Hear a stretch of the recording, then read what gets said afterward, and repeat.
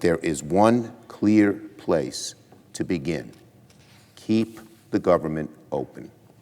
As we all know, government funding is set to expire on September 30th. By the end of this month, the House and Senate, Democrats and Republicans, all must get on the same page about keeping the government open and avoiding a pointless shutdown, a shutdown that will hurt just about every single American, a shutdown that, of course, shouldn't happen. Well, the spending bill that the Speaker is talking about passing, the continuing resolution in the next few weeks so that the government stays open after September 30th, would be at the 2023 number. The Speaker has promised that he won't go above the 2022 number, and there are many of us that want to see a number even lower than that as a result of this burgeoning national debt that we have. So most Republicans voted against the 2023 number in the last Congress. I can't imagine that most of them are going to want to vote for a continuing resolution of a number that they voted against. So it puts the Speaker, as you said, between a rock and a hard place. I think this is really where the Speaker's leadership comes into play. He needs to present a case for how much wasteful spending there is in the federal government, as well as a path forward. I have suggested to the Speaker that every committee, the Judiciary Committee, Foreign Affairs Committee, Education Committee, all have a subcommittee that is dedicated to finding waste and cutting it out of the authorization so that the Appropriations Committee doesn't appropriate money to those programs. There are a lot of suggestions from a lot of people on strategies that we can use to reduce spending. They've largely been ignored, and we end up with this crisis. Congress doesn't make difficult decisions unless there's a crisis. Here in the Senate, Democrats and Republicans are united in wanting to avoid an unnecessary and shameful government shutdown that would just hurt the country. We're united in supporting disaster relief for the parts of the country that got really hard hit recently. And we're united in supporting assistance for Ukraine, the people of Ukraine in their fight against Putin's aggression. But the story in the House is different. You've got a group of far-right Republicans who have actually been calling for a government shutdown if they don't get their way, including a couple members who said that if McCarthy does not move forward to impeach President Biden, they would not keep the government open.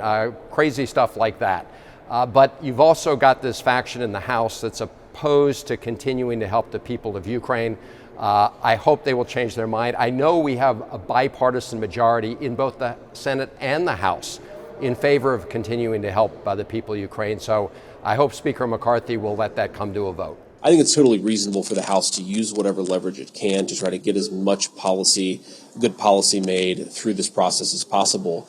The Biden administration has to deal with Speaker McCarthy. That's just the way that our constitutional system is set up. So, yeah, I think it's appropriate for Speaker McCarthy to use his leverage. I don't think any of us want a government shutdown. I don't think it would be good for the country. Most Americans don't want it. But they do expect both Biden and Speaker McCarthy to negotiate. And that's important because oftentimes through this process, Biden has taken a my way or the highway approach. That's not what the American people want. That's not what the Constitution prescribes. I'm not confident of anything given this House Republican majority. They seem to be making it up as they go along from day to day, adding demands as hours tick by. What I know is that in the Senate, we have already advanced every single appropriations bill for every single department with bipartisan support. So the Appropriations Committee has voted all of the appropriations bills to the floor. Every single one of those bills had the majority of Democrats and Republicans supporting them. And so we've shown that even in this fraught political climate, even with a lot of right-wingers in the Senate Republican conference, we can get bipartisan agreement on this budget. So no, I'm not confident that these arsonists in charge of the House Republican conference will agree to anything. But what I know is that there's a template for how you get a bipartisan deal done. The Senate Appropriations Committee has shown how to do that. I hope that the House Republicans don't abandon Ukraine. They are in need of additional assistance. Just in the last 4 days, they have started to make substantial progress.